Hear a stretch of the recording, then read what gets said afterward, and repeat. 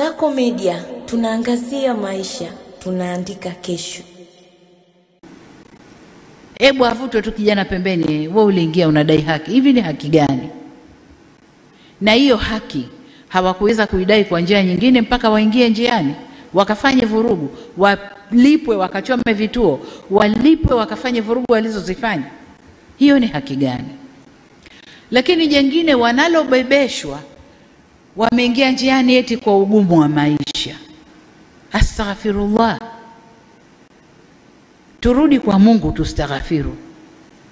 Ningekuwa na uwezo, ningebeba vijana wa Tanzania nikawatupa kwenye nchi tofauti tu hapa Afrika pamoja na majirani zetu, wakaone ugumu wa maisha uliokuwepo, alafu waseme kwamba kwao Tanzania ni pahala pema. Hawana sababu, hawana. Ugumu wa maisha kwa raha zako kabisa. Mwenye ugumu wa maisha kweli kwa raha zake kabisa ataingia njiani akaimbe oyoyoyo, huo ugumu wa maisha. Mwenye ugumu wa maisha ana struggle, anahangaika kutafuta chakula chake cha leo. Na wengi walikuwa kwenye kazi zao, wale wana ugumu wa maisha. Wengine hawakuwa na ugumu wa maisha, walikuwa wana sababu zao nyingi. Kwa wale watafiti wafanye utafiti ndani ya Afrika Mashariki na nje, labda kusini mwa Afrika, waangalie nafasi ya Tanzania kwenye ugumu wa maisha. Wende wakaangalie. Kwa vijana wetu wasimezeshwe tu na wenyewe wakameza, hapana. Lakini kwa nini yote yanatokea haya? Tumejifunza kwamba vijana wetu tumewaacha wanakuwa wenyewe. Wanakuwa hawana mwelekeo. Wanakuwa hawana watu wa kuwaongoza vizuri, na kwa maana hiyo hawana elimu ya uzalendo. Hayo ndio tuliojifunza. Vijana wazalendo hata kutoka vyama vya upinzani hawakukubaliana na hali ile. Walikuja kutuambia, jamani, kaeni vizuri, kuna hili linapangwa huku. Wale ni vijana wazalendo kutoka vyama vya upinzani. Lakini vijana wetu wengi wa Tanzania hawana uzalendo, na hilo serikali tumejifunza na tutakwenda kulifanyia kazi. Na ndio maana nikasema niunde wizara nzima ya vijana ili kushughulikia vijana kwa upeo mpana badala ya kuwa na kitengo ndani ya wizara kubwa. Kwa hiyo kwa upande wa vijana wetu hawakuwa na sababu yoyote ya kuingia njiani ila kutumwa na kuimbishwa mambo yasiyowahusu. Tuangalie taasisi zetu za dini ambazo nazo kwa namna moja au mingine wamejiingiza kwenye mkumbo huu. Hapa unajua, unapokuwa kiongozi lazima ukubali wakati fulani kukosa umaarufu, lazima ukubali. Na kama kukosa umaarufu kipindi hiki kuelekea kampeni, kuelekea uchaguzi na baada ya uchaguzi, utaondoka tu. Lakini uondoke, turekebishe, tuseme kweli. Taasisi zetu za dini, tunasema Tanzania haina dini, si ndio? Lakini watu wetu wa Tanzania tuna dini. Na tuna dini za madhehebu mbalimbali. Tuna dini kuu sijui 4 sijui 5. Tuna Wakristo, tuna Waislamu, tuna Mabaniani, tuna mamonki wale sijui Buddha, na wengine ambazo ziko huko zinafanywa.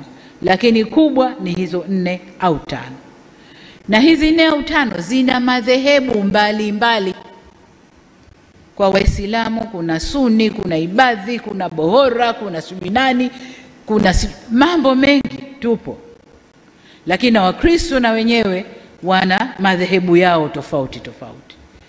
Kikatiba na sheria za nchi, hakuna madhehebu hata moja ya dini yoyote imepewa uwezo kikatiba na kisheria kutoa matamko ya kuoverride madhehebu mengine yote ya dini. Hakuna.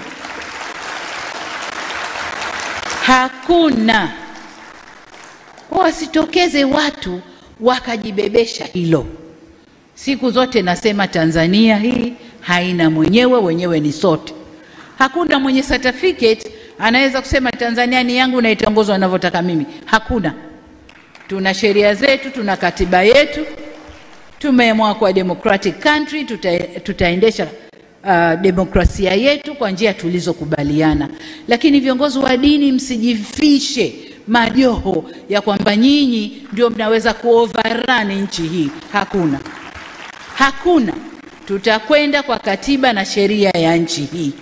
Hatutaendeshwa na madhehebu yoyote ya dini. Madhehebu ya dini na wafuasi wao. Ubora wa dini uko mioyoni kwetu. Wale wanaoamini ndo wanajua ubora wa dini yao. Hakuna overriding hapa, kwamba mimi dini yangu ndo ita override Tanzania na tamko nikilitoa ndo hilo hilo, na hata wenyewe wanatofautiana. Mimi toka nimekaa matamko 8 yametolewa na teke 8, lakini ukenda chini chini wenyewe wanapingana, matamko yale hayafanyi kazi vizuri, wenyewe wanapingana, kwa sababu waliosimama kwenye mstari wa haki wanaona ile ni batili inayofanyika. Kwa hiyo waliosimama kwenye mstari wa haki hawaungani nao, wanaona ni batili iliyofanyika. Kwa niseme kwamba Tanzania yetu ni nchi ya umoja, nchi ya ushikamano, amani na utulivu ndio ngao zetu. Tusivurugwe ndugu zangu kupitia milengo yetu ya dini, milengo yetu ya siasa, milengo yoyote ile. Hatupasi kuivuruga nchi hii. Hatupaswi. Hata kama aliyepo juu ya serikali humtaki. Kuna muda. This is a democratic country. Huyu mtu ataendesha mpaka wakati huu, kafanya makosa, semeni makosa yake. Kosa la serikali ya awamu ya 6 kueneza huduma bora za afya Tanzania, hilo kosa letu. Kosa letu kueneza huduma bora, mashule mazuri mpaka kule vijiji, hilo kosa letu. Kosa letu kukuza uchumi wa Tanzania ukakuwa mpaka tukasifiwa duniani, hilo kosa letu. Kosa letu ni kufanya Tanzania iwe nchi ya salama, ikalike na watu wafurahi, hilo ndo kosa letu. Kosa letu ni nini?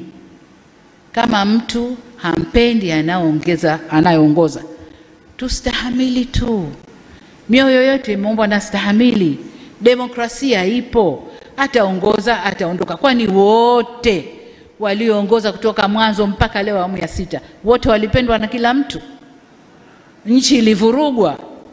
Sasa kama humpendi Samia, hakuna sababu ya kuvuruga nchi. Kama humpendi kwa alivyo, humpendi kwa dini yake, humpendi kwa alikotoka, hakuna sababu ya kuvuruga nchi. Katiba yetu, sheria zetu zipo. Nchi hii inaongozwa kwa katiba na sheria zetu. Hakuna sababu ya kuvuruga nchi ndugu zangu. Kwa ni waombe sana, zile sumu zinazotiwa huko, mnapotiwa sumu tumieni akili zenu. Najua hakuna eneo baya la kumpata mtu kama dini.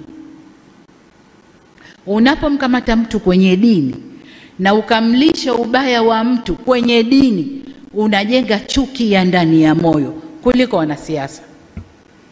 Wanasiasa wakimharibu mtu, wanamharibu mtu kichwani. Kichwa hakiweki. Akija mwingine na zuri, ile baya litaondoka, zuri litaingia. Lakini ndani ya moyo likiingia, limeingia.